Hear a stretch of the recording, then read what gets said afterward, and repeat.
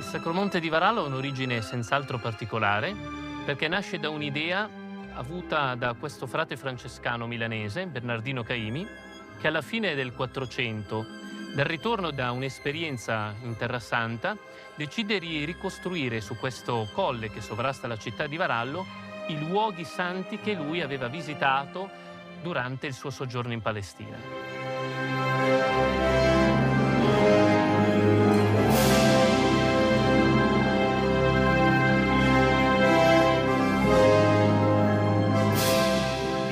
È stato definito il Gran Teatro Montano proprio perché le cappelle sono concepite scenograficamente quasi per essere un set cinematografico o un palcoscenico, dove i personaggi ritornano, anche su indicazioni precise dei vescovi che coordinavano l'esecuzione di tutti i lavori, per permettere al pellegrino, quasi come stesse osservando un film, di entrare nella scena, quindi di partecipare a degli eventi che avevano una loro conseguenzialità e che culminava poi appunto con il mistero della morte e della resurrezione di Cristo.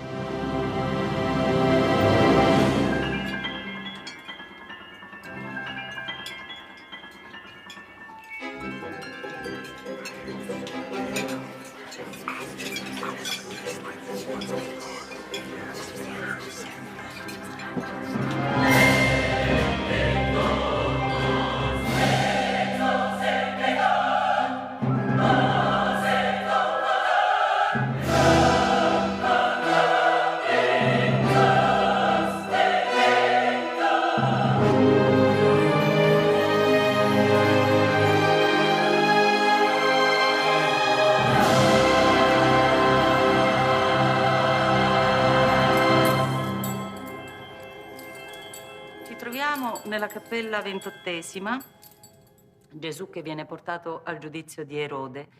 Questa è una delle cappelle più interessanti dei Sacri Monti di Varallo, perché è una cappella dipinta da questo pittore Tazio d'Enrico, detto Tanzio da Varallo, che è un pittore di una elevata qualità artistica.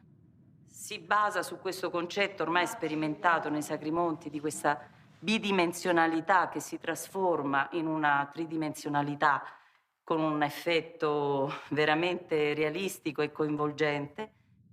Qui vi mostro un segreto, e cioè come sono realizzate queste meravigliose statue in terracotta. Dalla parte della postazione prevista per la visuale della cappella è tutto perfetto.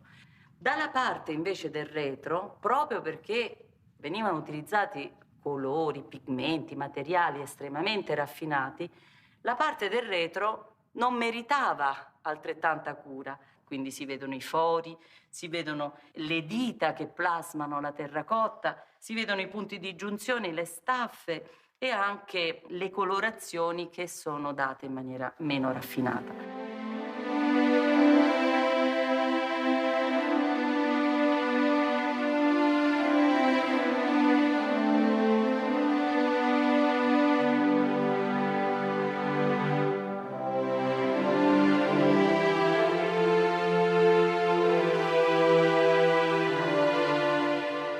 Guardando questa cappella è come trovarsi la mattina del Venerdì Santo a Gerusalemme, davanti al balcone del Palazzo di Pilato, e assistere al momento in cui il governatore romano presenta Gesù alla folla.